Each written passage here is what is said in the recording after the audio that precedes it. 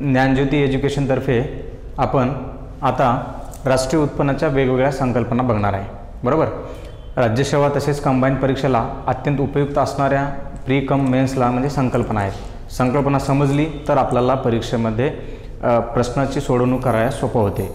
आणि बऱ्याच विद्यार्थ्यांचा प्रॉब्लेम हा असतो की तुम्हाला संकल्पना कन्सेप्च्युअल क्लॅरिटी नसल्यामुळं परीक्षेमध्ये मार्क्स आपले कटतात. फॅक्च्युअल डाटा आपण पाठांतर करून वगैरे सोडवायचा प्रयत्न करतो, पण आता आपण काय करतो आहे, प्रत्येक चॅप्टरच्या संकल्पनाच घेणार आहे. जितक्या काही कन्सेप्ट आहेत त्या आपण प्रत्येक चॅप्टरनुसार घेऊ.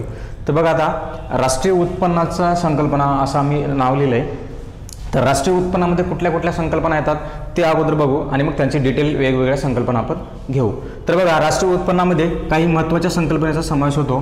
त्याच्यातली पहिली जी संकल्पना आहे ती आहे तुमची घटक उत्पन्न. घटक उत्पन्न. दुसरी संकल्पना आहे गैरघटक उत्पन्न. गैरघटक उत्पन्न.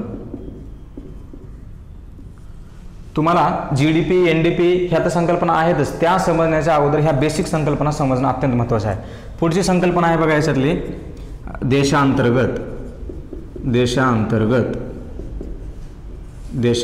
त्याला डोमेस्टिक असेही म्हणतात किंवा आर्थिक प्रक्षेत्र पण म्हणतात.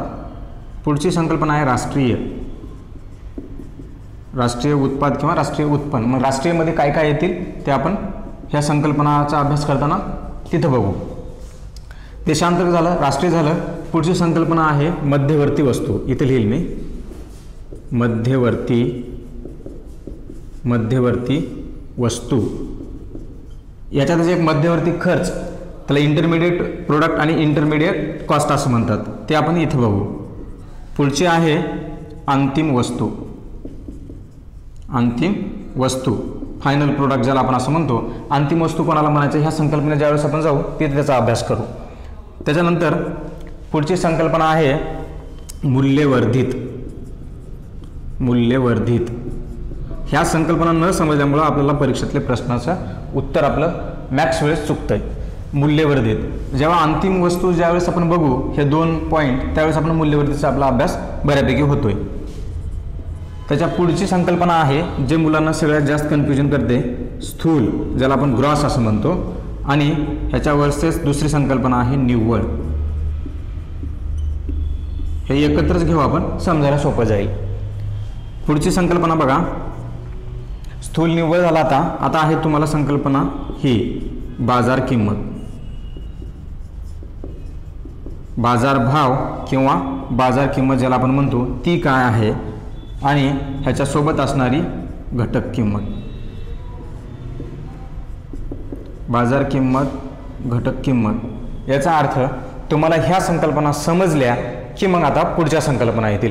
ह्या बेस आहे, ह्या चॅप्टरचा हा बेस आहे. तसंच तुम्हाला एकूण अर्थव्यवस्था जर समजायची असेल, एकूण अर्थव्यवस्था म्हणतो मी, तर त्याच्यामध्ये बेसिक जे इकॉनॉमिक्स आहे त्याच्यामध्ये तुम्हाला ह्या संकल्पना फिरू येणार. आता बघा, तुम्ही परकीय व्यापार धोरण अभ्यास केला आहे, आर्थिक सुधारणा ह्या चॅप्टरचा अभ्यास केला आहे, बरोबर.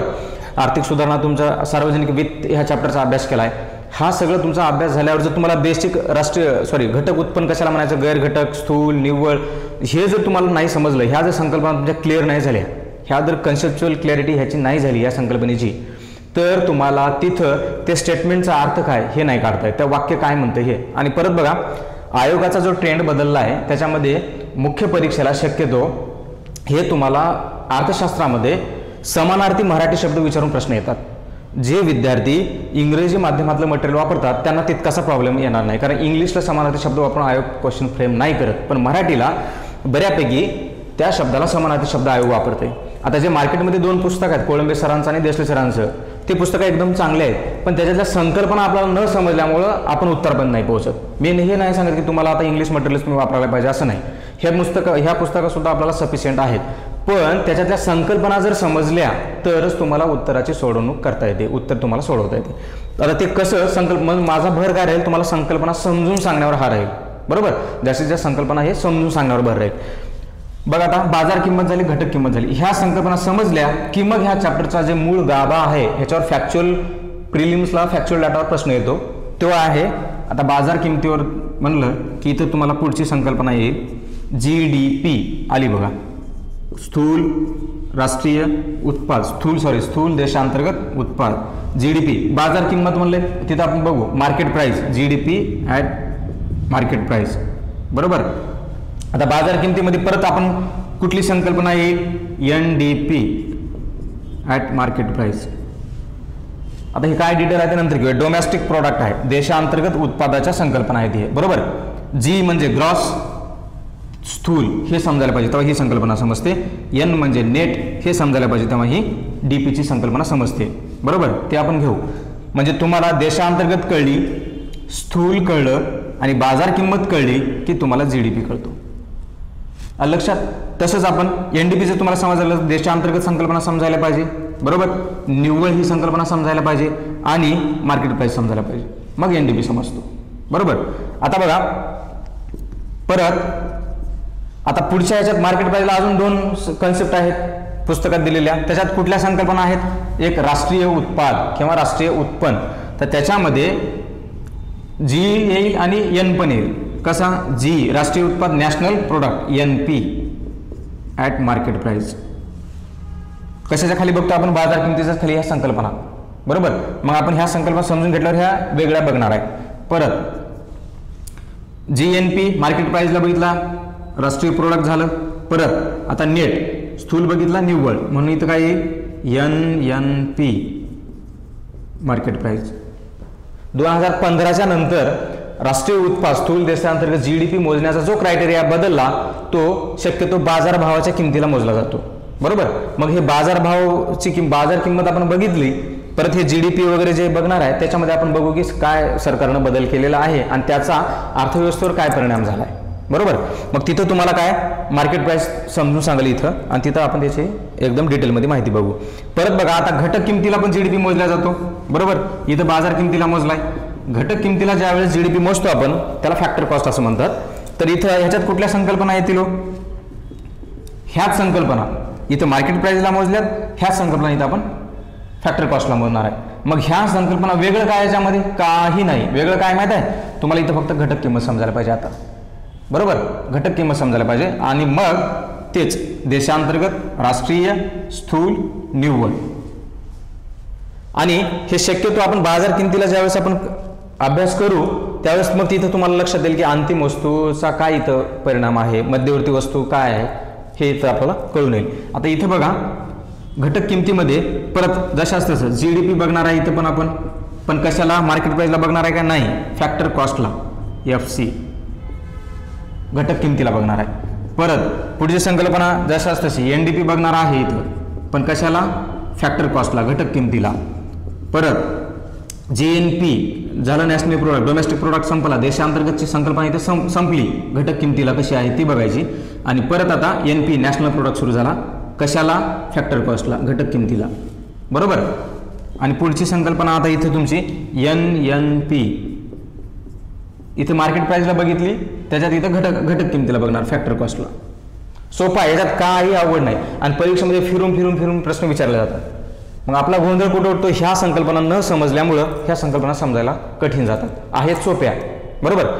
मग ह्या संकल्पना झाल्या. आता पुढच्या ज्या संकल्पना आहेत ह्या चॅप्टरमधल्या त्यातली बघा कुठली संकल्पना आहे पुढची नंबरिंग थोडी चुकू शकते त्यामुळं बघा आता पुढचे ह्याच्यात पुढची संकल्पना कुठल्या आहेत ह्या चॅप्टरमधल्या असणाऱ्या महत्त्वाच्या संकल्पना म्हणजे आता चालू किंमत ह्याच्यातच संकल्पना दुसरी स्थिर किंमत आणि ह्या दोन्हीवर अवलंबून असणारी म्हणजे ह्या दोन्ही कशासाठी आवश्यक आहेत आपल्याला आधारभूत वर्ष आणि या तिन्हीचा अभ्यास झाला की तुम्हाला काय काढता येईल माहिती आहे पुढची संकल्पना ह्याच्यावर कायम प्रश्न मेन्सला आलेले आहेत परीक्षेमध्ये. आता जी संकल्पना लिहू त्याच्यावर आपल्याला कायम प्रश्न विचारले त्याला म्हणायचं जीडीपी अवस्फीतिक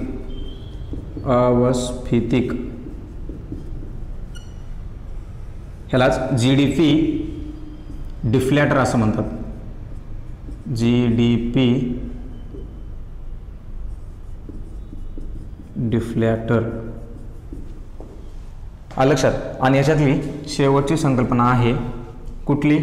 क्रयशक्ती. क्रयशक्ती त्याला खरेदी शक्ती समानता असंही म्हणतात, म्हणजे PPP, पर्सिंग पॉवर परायटी असं म्हणतात. याला दुसरं नाव आहे खरेदी शक्ती समानता. मग विद्यार्थी मित्रांनो, आता ह्या सगळ्या संकल्पना, जर परीक्षेचा तुम्ही कुठलाही क्वेश्चन पेपर काढला तर तुम्हाला ह्या संकल्पनेवर क्वेश्चन फ्रेम झालेले दिसतील बघा. आणि फॅक्च्युअल डाटामध्ये जर ह्या चॅप्टरवर जे प्रश्न आलेले आहेत तर तुम्हाला तिथं क्रयशक्ती, खरेदी शक्तीनुसार वेगवेगळ्या देशाच्या GDPची तुलना करून फॅक्च्युअल डाटावर प्रश्न विचारलेला आहे. बरोबर. देशाच्या तुलनेमध्ये आपली क्रमवारी काय आहे, एकूण GDP मध्ये देशाच्या जर तुलना केली वेगवेगळ्या देशाच्या, जगामध्ये भारताचा क्रमांक कुठला आहे, बरोबर. मागच्या 5 वर्षापासून ते आतापर्यंतच्या GDPचा जोड्या लावामध्ये क्रम विचारलेला आहे, तो फॅक्च्युअल डाटा झाला. बरोबर. मग तुम्ही जर मुख्य परीक्षेचा पेपर काढला आणि काही प्रिलिम्सच्या, तर तुम्हाला ह्या सगळ्या संकल्पना प्रश्नात दिसतील. मग आपला गोंधळ कुठे होतो? संकल्पना न समजल्यामुळं इथं आपला गोंधळ होतो. तर विद्यार्थी मित्रांनो, आता आपण काय करू, तर ह्या सगळ्या संकल्पना आपल्याला ह्या चॅप्टरमध्ये बघायच्या आहेत. त्याच्यातली सर्वात महत्त्वाची जी पहिली संकल्पना आहे, ह्या सोप्या आहेत सगळ्या हां, तर ती घटक उत्पन्न आणि गैर घटक उत्पन्न आता आपण बघूया. ओके.